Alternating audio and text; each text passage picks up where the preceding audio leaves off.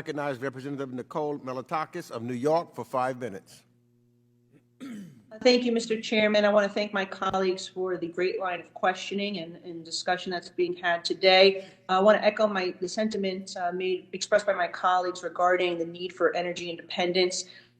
Energy independence is national security, and I think it's incredibly important that we remove our reliance on Russian oil. The fact that we rubber stamped Nord Stream 2 while canceling our own pipeline. And to hear the secretary say, she mentioned climate. I mean, I guess my first question, which is, do you believe that Russian oil is cleaner? I mean, and is it worth having us being vulnerable as we're seeing Europe vulnerable today to natural gas? I'm all for diversification, but let's not move into renewable energy and clean energy to the exclusion of traditional sources like oil and gas. My first question is actually related to the United Nations. Earlier today, the UN ambassador said Russia has bombed residential apartment buildings, it has bombed sacred burial grounds, it has shelled kindergartens and orphanages and hospitals. My question is it the policy of the Biden administration that we should be moving to remove Russia from the United Nations Security Council and the UN Human Rights Council, and are we pushing our ambassador to be doing that? So, Congresswoman, I have heard those suggestions, and as we have said, we are looking at all options. There are procedures. I believe to remove someone from the UN Security Council takes a change in the UN Charter. So these are complicated issues, but I certainly understand that everyone wants to look at everything to say to Putin, you have made a gross miscalculation. The entire world is united, as we saw in that vote of 141 countries today, to say that Russia is the aggressor here in an unprovoked, unjustified, and premeditated war on Ukraine and the people of Ukraine. Okay, but is it the position of the Biden administration that they should be removed?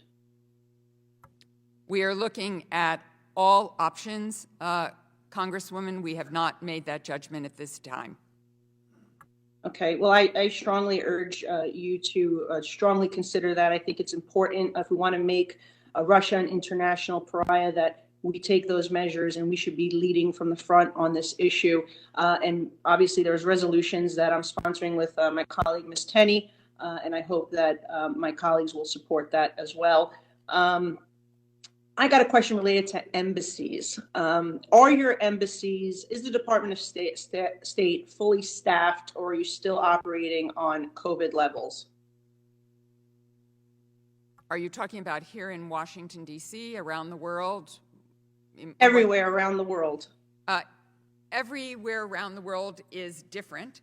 I would say we do not have the ambassadors we need, because many of them have been held off the floor even after they've gotten through the Business Committee and the Senate Foreign Relations Committee. So I would make an appeal that you urge your Senate colleagues to move rapidly our nominees through the floor once they get there. The committee's working very hard, but we need ambassadors around the world, as we have just seen. Okay. And what about staffing? Every country. Who determines staffing levels?